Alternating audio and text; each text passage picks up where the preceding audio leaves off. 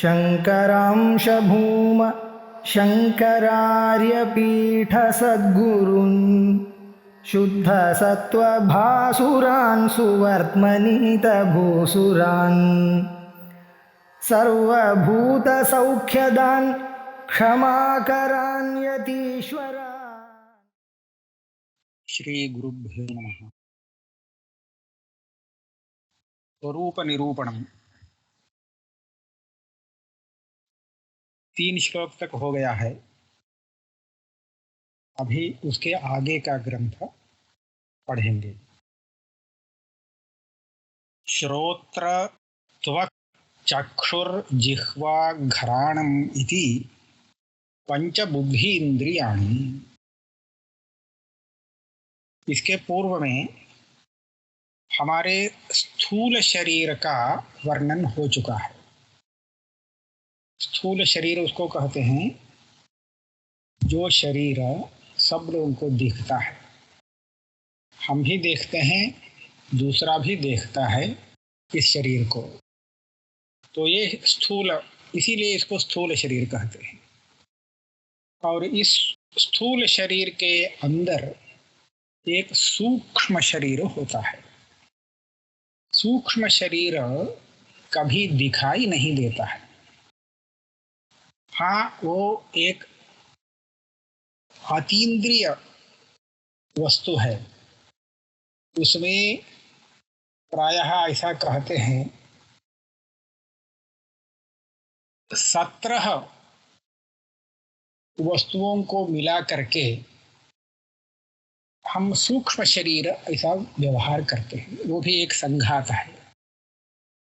तो सूक्ष्म शरीर में क्या क्या आता है ये दिखा रहे हैं। श्रोत्र त्वक् चक्षुर्जिह्वा घ्राणमिति पंचबुद्धि इंद्रियाणि। यहाँ हमको ऐसा मालूम पड़ता है श्रोत्रम त्वक् चक्षुः जिह्वा घ्राणम इति पंचबुद्धि इंद्रियाणि, ऐसा पाठ होना चाहिए। श्रोत्रत्वक ऐसा कहने पर क्या हो जाता है, वो समास मालूम पड़ता है। फिर समास में वो द्वंद्व समास करके एक वचन करना, उसको वो भी होता है समाहार द्वंद्व में, ऐसा करना पड़ेगा। लेकिन ये अच्छा है, श्रोत्रम त्वक् चक्षुः जिह्वा घ्राण इति पंचबुद्धि इंद्रिया। बुद्धि इंद्रिय ज्ञानेन्द्रिय भी कहते हैं, दूसरा नाम है। तो हमारे इस शरीर में, स्थूल शरीर में ज्ञानेन्द्रिय 5 हैं। 5 ज्ञानेन्द्रिय, 5 कर्मेंद्रिय, 5 प्रकार के वायु और 4 प्रकार के अंतःकरण, ये सब मिला करके 19 बनते हैं। यही इनका जो समूह है इसको कहते हैं स्थूल सूक्ष्म शरीर। इसको क्या कहते हैं? सूक्ष्म शरीर। ये सूक्ष्म शरीर स्थूल शरीर के अंदर होता है। अब उसमें ज्ञानेंद्रिय क्या है? श्रोत्रेंद्रिय, जिस इंद्रिय से हम शब्द को सुनते हैं। कान ऐसा दिखाते तो हैं, लेकिन श्रोत्रेंद्रिय उससे अलग है।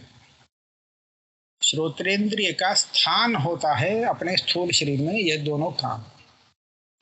और त्वग इंद्रिय, त्वग इंद्रिय त्वचा कहते हैं, लेकिन त्वचा नहीं है। यह जहाँ ये पूरा शरीर त्वचा से ढका हुआ है, ये त्वगिंद्रिय भी पूरे शरीर में व्याप्त है। इससे क्या मालूम पड़ता है? त्वगिंद्रिय से किसको जाना जाता है? तो स्पर्श का ज्ञान होता है। स्पर्श मालूम पड़ता है त्वगिंद्रिय से। स्पर्श माने यह उष्ण है अथवा शीत है, अनुष्णा शीत है, ये सब कहते हैं ना। तो ये इसी को स्पर्श गुण कहते हैं। स्पर्श गुण का ज्ञान त्वगिंद्रिय से होता है। और चक्षु, नेत्र, नेत्र तो ये देखने वाला है बाहर का। इसके अंदर इंद्रिय, चक्षुर इंद्रिय होता है, इससे हम रूप को देखते हैं। रूप माने रंग। यह श्वेत है, यह कृष्ण है, यह हरित है, ये काला है, ये सफेद है, यह नीला है, पीला है। ये कैसे मालूम पड़ता है? आँख से ही मालूम पड़ता है। ये तो देखने में आता है। तो इसके ज्ञान के लिए जो इंद्रिय है उसको हम कहते हैं चक्षुर इंद्रिय। और जिह्वा, जिह्वेंद्रिय, यह तो मुंह में जब कोई अन्न पदार्थ खाने की चीज डालते हैं तो वहाँ उस खाने की चीज में जो रस है, उस रस का पता लगाने के लिए इस इंद्रिय का उपयोग होता है। रसनेन्द्रिय भी कहते हैं। जिह्वा इंद्रिय शब्द से भी वही इंद्रिय यहाँ लेना है। और घ्राणम, घ्राणेन्द्रिय का स्थान यहाँ पर है। ये नाक के ऊपरी भाग में वो इंद्रिय रहता है और यहीं रहते हुए वह गंध का ज्ञान कराता है। इस तरह से ये 5 इंद्रिय विभिन्न विषयों के ज्ञान के साधन हैं, इसीलिए इनको बुद्धि इंद्रिय अथवा ज्ञान इंद्रिय कहा जाता है। आगे कर्मेंद्रिय को बताते हैं। वाक् पाणि पाद पायु उपस्थाख्यानि पंच कर्मेंद्रियानि। ज्ञान एक प्रकार का कार्य है, तो उससे भिन्न जो कार्य है उसको यहाँ कर्म शब्द से लेना चाहिए। कर्म करने के लिए 5 इंद्रिय हैं। वाक, वाग इंद्रिय, ये तो बोलने के लिए चाहिए।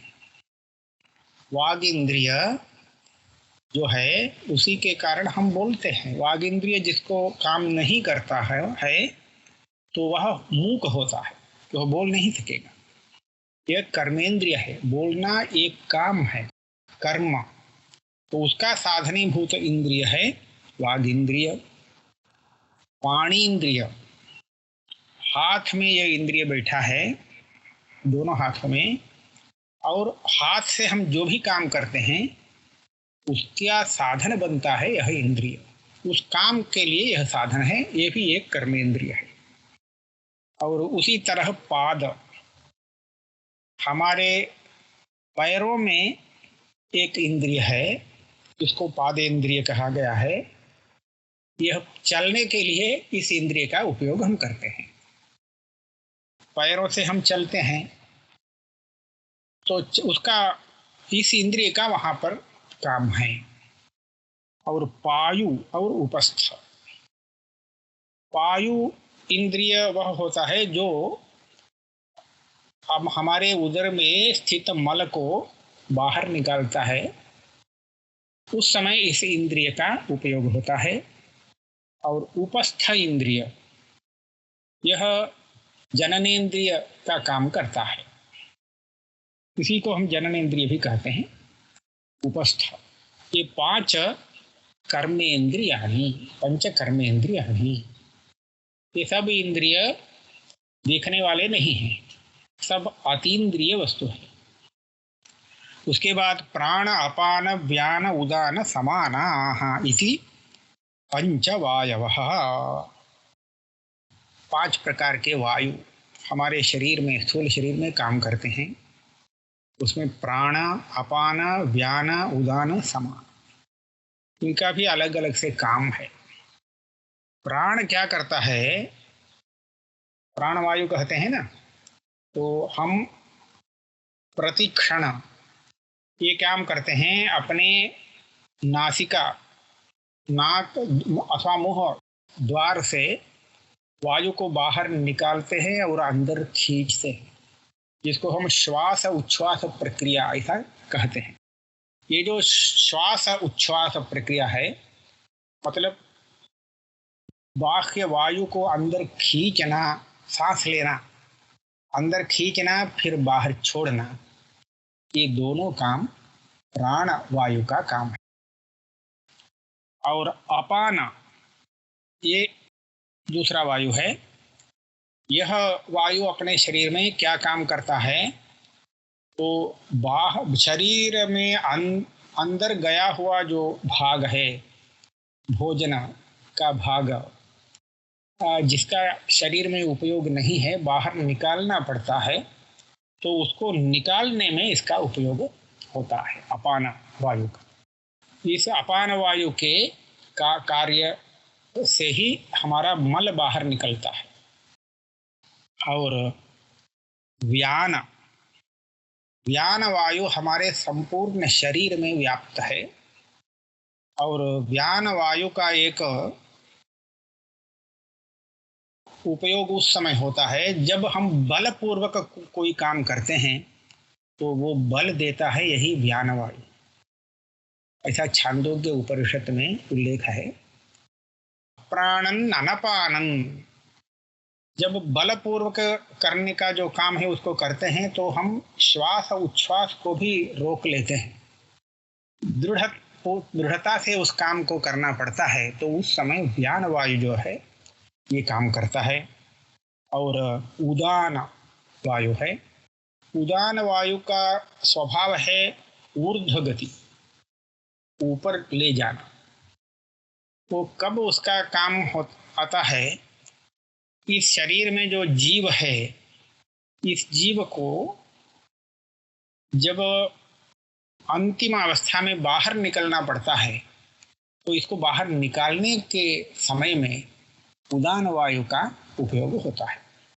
ये जो अभी सूक्ष्म शरीर हम कह रहे हैं, जिसका वर्णन हो रहा है सूक्ष्म शरीर, इस सूक्ष्म शरीर को स्थूल शरीर से पृथक करके बाहर निकाल फेंकना, यह उदान वायु का ही। तो उसी उदान वायु से अपना सूक्ष्म शरीर इस स्थूल शरीर से पृथक होकर के बाहर आ जाता है, और ये स्थूल शरीर मृत शरीर बन जाता है। और समान वायु, इसका भी काम है। हम जो खाते हैं पीते हैं, इसमें विभाग करके किसको कहाँ ले जाना है, ये सब काम समान वायु का काम है। वो वायु ये काम ठीक से करता है तो आरोग्य ठीक रहता है। अब ये 5 वायु हो गए, 5 ज्ञानेंद्रिय, 5 कर्मेंद्रिय और 5 वायु। इसके अतिरिक्त मनो बुद्धि अहंकार चित्तम इति अंतःकरण चतुष्टयम्, एक अंतःकरण भी होता है। अंतःकरण का बहुत काम है। अभी जो ज्ञानेंद्रिय अथवा कर्मेंद्रिय का वर्णन हुआ, ये सभी ज्ञानेंद्रिय कर्मेंद्रिय अंतःकरण की सहायता के बिना कोई नहीं कर सकते। आप आंख खोलते ही जा रहे हैं, लेकिन आपका अंतःकरण उसमें लगा नहीं है किसी विषय में, तो आपको सामने आया हुआ वो वस्तु भी देखने में नहीं आएगा। क्यों? अन्यत्र मना भूवम नादर्शम, मेरा मन दूसरी जगह लगा था, इसलिए सामने आए आपको हमने देखा नहीं, ऐसा कहते हैं। तो इससे क्या मालूम पड़ता है? मनसा केव पश्यति मनसा शृणोति, ऐसा श्रुति कहती है। तो ये जो अंतःकरण है, इसका योगदान बहुत अधिक है। ये सभी इंद्रिय अंतःकरण के साथ ही काम करते हैं। अंतःकरण ही ज्ञान रूप में, वृत्ति ज्ञान के रूप में परिणत होता है। ये सब प्रक्रिया है वेदांत की। तो ये अत्यंत आवश्यक है। फिर उस अंतःकरण में 4 विभाग किए, मनः बुद्धि अहंकारः चित्तम। तो इस 4 विभाग करने का कारण यह है, इसके कार्य 4 प्रकार के होते हैं। क्या है देखिए। अब मनः किसको कहते हैं? मन, जब किसी विषय पर विचार चलता है तो वो मन का काम है। संकल्प विकल्पात्मकम मनः, ऐसा कहते हैं। ऐसा करना चाहिए, वैसा करना चाहिए, संशय वगैरह वगैरह उत्पन्न होता है ना, तो संशय उत्पन्न होने के बाद कुछ विचार चलता है, तो ये सब मन ही इस काम को कराता है। और इससे अतिरिक्त एक निर्णय पर हम जब पहुंचते हैं तो निश्चय करना बुद्धि का, तो निश्चयात्मका बुद्धि, बुद्धि से ही हम उस संदेहावस्था से बाहर आकर के एक निश्चय कर पाते हैं। इसलिए उसका काम है निश्चय करना। संदेह अच्छा नहीं है। संदेह से तो हमारी बुरी हाल हो जाती है। और यह संशयात्मा विनश्यति, इस संशय से बाहर आकर के एक निश्चय करने का कार्य बुद्धि का कार्य है। और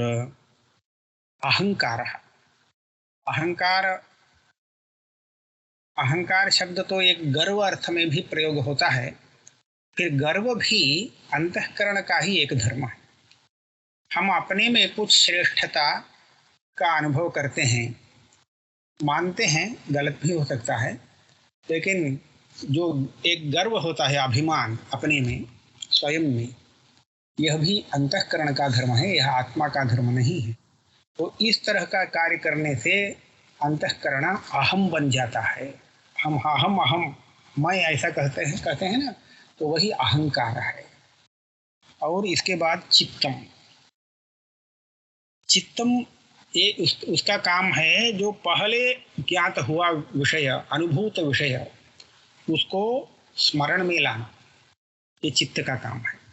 चित्त अगर ठीक से काम करता हो तो पहले के विषय में स्मरण ठीक से होगा, क्या क्या हुआ क्रम से स्मरण हो जाएगा।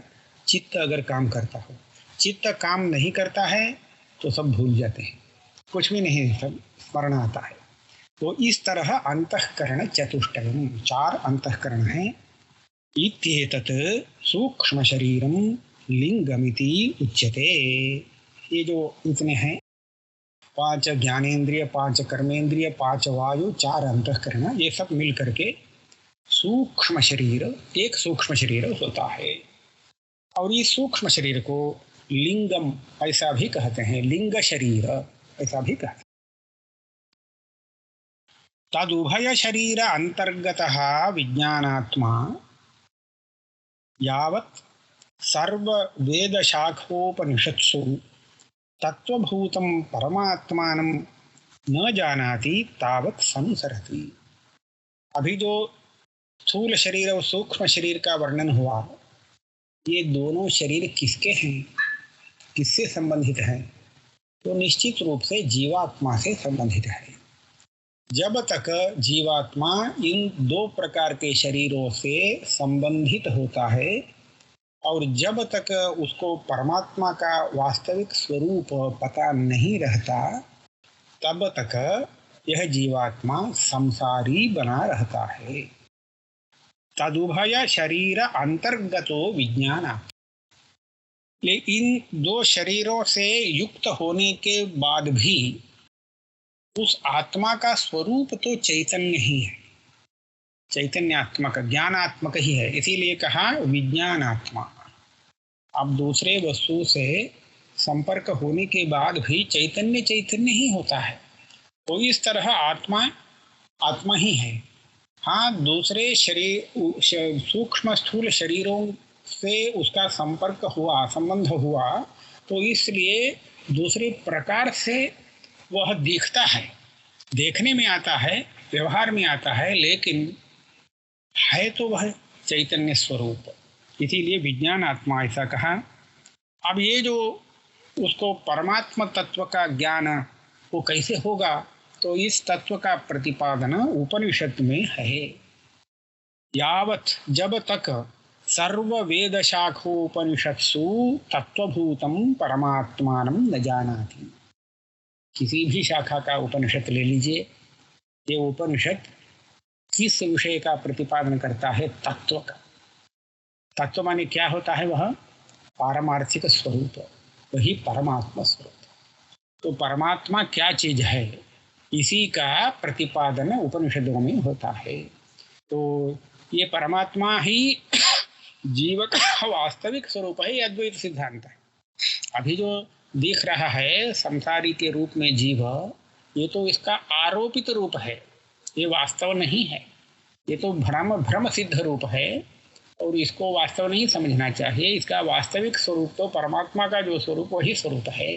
ये जब तक इसको पता नहीं लगता तावत संसरति, तब तक यह जीवात्मा संसारी बना रहता है। विदित सतत्वस्तु सर्वैषणा विनिर्मुक्तः निस्पृहः निरीहः सर्वकामैः अनागंधितः मुच्यते। ये संसारी जीव कब मुक्त होता है ये बता रहे हैं, मोक्ष को कब प्राप्त करता है। तो ये कहते हैं विदित सतत्वस्तु, आत्मा का वास्तविक स्वरूप जो है, तत्व जो है, इसको जब वह जान लेता है तब वह विदित सतत्व, आत्मा के स्वरूप को जानने वाला बन जाता है। तो उस समय क्या होता है, सर्व एषणा विनिर्मुक्तः। बृहदारण्य के उपनिषद में एषणाओं का वर्णन आता है। वित्तैषणा, लोकैषणा, पुत्रैषणा, और सब ऐषणा इच्छा ही है। ऐषणा माने इच्छा, सबको ये चाह होती है ना, इच्छा होती है, माने पुत्र होना चाहिए, हमारी संतति होनी चाहिए। संतति से क्या लाभ हो, तो संतति ही हमारे जाने के बाद भी परंपरा को जागृत रखेगी, तो इसलिए संतति की अपेक्षा है। तो वो होता है पुत्रैषणा।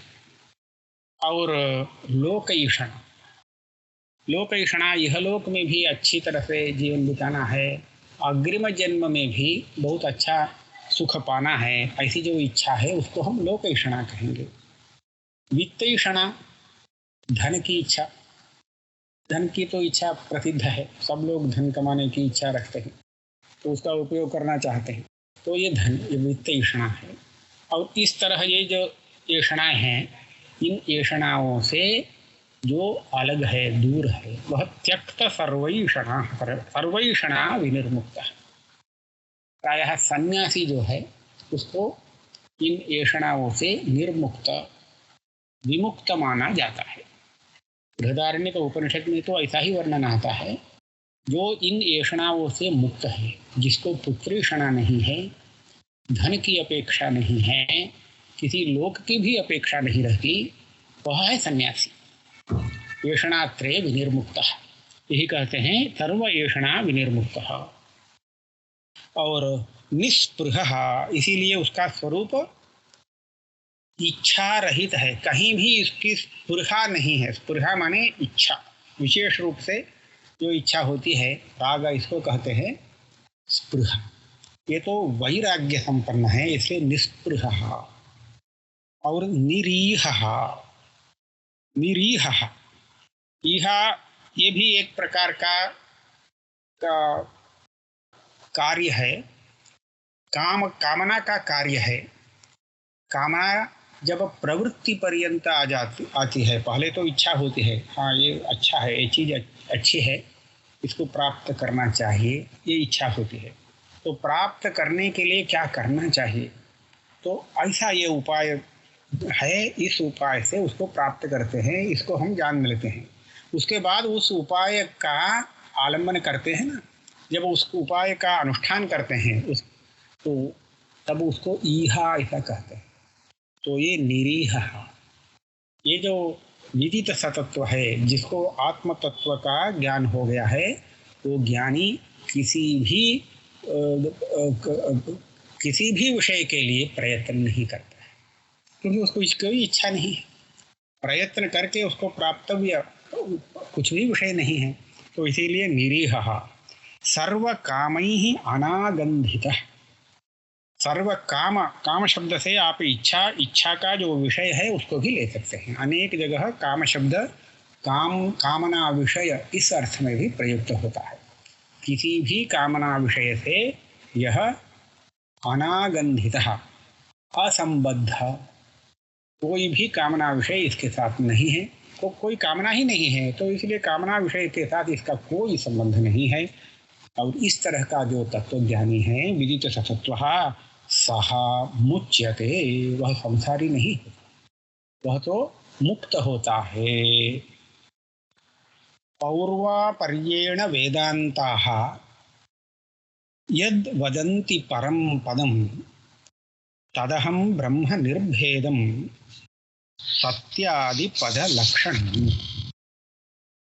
अहमेव परं ब्रह्म वासुदेवाख्यमव्ययम् इति स्यात् निश्चितो मुक्तः बद्ध एव अन्यथा। यहाँ इन दो श्लोकों में यहाँ तत्वज्ञानी का अनुभव किस तरह का होता है यह बताते हैं। पौर्वापर्येण वेदांताः यद्वदन्ति, वेदांत माने उपनिषद। पौर्वापर्य इसका अर्थ है वेदांत को आरंभ से अंत तक देख करके, पढ़ करके, उसके बाद उपक्रम और उपसंहार का विश्लेषण करके, विचार करके तात्पर्य का निर्णय करना होता है। कहाँ क्या आरंभ हुआ और कैसे समाप्ति हुई, इन दोनों का विचार करके संपूर्ण उपनिषद का तात्पर्य क्या है इसका निश्चय करते हैं। ये पौर्वापर्य उपक्रमोपसंहार एक तात्पर्य लिंग ऐसा कहा जाता है। इसके द्वारा हमको पता चलता है यहाँ प्रधान प्रतिपाद्य विषय क्या है, उसी को हम तात्पर्य विषय भी कहते हैं। और इस तरह देखेंगे तो इन तात्पर्य लिंगों से 6 तात्पर्य लिंग बताए गए हैं। उपक्रमोपसंहारो, अभ्यासः, अपूर्वता, फलम, अर्थवादः, उपपत्तिः इत्येतत् लिंगम तात्पर्य लिंग, तात्पर्य निर्णय ऐसा श्लोक है। तो इन तात्पर्य लिंगों का उपयोग करके अगर हम देखते हैं तो वेदांत का प्रधान प्रतिपाद्य विषय क्या है, तो वह है परम पदम यद् वदन्ति परम पदम। सर्वे वेदाः यत् पदमामनन्ति, पदम का अर्थ प्राप्तव्य, वास्तव में प्राप्तव्य वस्तु वही है। वो क्या चीज है? आत्म तत्व, आत्मा का वास्तविक स्वरूप। तदहम ब्रह्म, वो जो ब्रह्म है, ब्रह्म तत्व कहे, आत्म तत्व कहे, वो दूसरा कोई नहीं है, वही मेरा स्वरूप है। तदहम ब्रह्म निर्भेदम, तो इसमें कोई भेद की संभावना भी नहीं। एकमेव अद्वितीयम, ऐसा मेरा स्वरूप है, ऐसा जब जान लेता है। और इसी को उपनिषद कहती है सत्यादि पदलक्षणम, सत्यम ज्ञानम अनंतम ब्रह्म। ये उपनिषद किसके बारे में कहती है? मेरा जो वास्तविक स्वरूप है उसी को बोल कहती है यह उपनिषद। अहमेव परम ब्रह्म वासुदेवाख्यम अव्ययम्, जिस परमात्मा को हम वासुदेव इस शब्द से जानते हैं वही है मेरा भी स्वरूप। अहमेव परम ब्रह्म, मेरा स्वरूप उससे पृथक है ही नहीं। इति स्यान् निश्चितो मुक्तः, ऐसा जिसको निश्चय हुआ है वह मुक्त है, वह संसारी नहीं। तो आत्मा को कैसे देखता है? अहम ब्रह्मास्मि, ऐसा अनुभव करता है। तो ये तो ज्ञानी है, इसको आत्मा में कोई संसार का उल्लेश भी नहीं दिखता, इसलिए वह सर्वदा मुक्त है। यह सदा मुक्त एव सः। और इस तरह का ज्ञान जब नहीं हुआ है, किसी को नहीं हुआ है, तो उसको हम कहेंगे बद्ध, वह संसारी है। बद्ध एव अन्यथा भवेत्, अन्यथा इस प्रकार का ज्ञान जिसको हुआ नहीं है और वह अपने को संसारी समझता है, वो संसारी ही है। तो जैसा अपने को समझ रहा है वैसे ही है, वह बद्ध ही है। अब इस बंध से मुक्ति पाने का एक ही उपाय वेदांत में कहा गया है, आत्मा का वास्तविक स्वरूप को पहचानना। वही एक ही इसका उपाय है। अगर नहीं पहचानते हैं तो वह संसारी ही रहेगा, और जान जाता है अपने स्वरूप को तो वह मुक्त हो जाता है। ठीक है, यहाँ तक।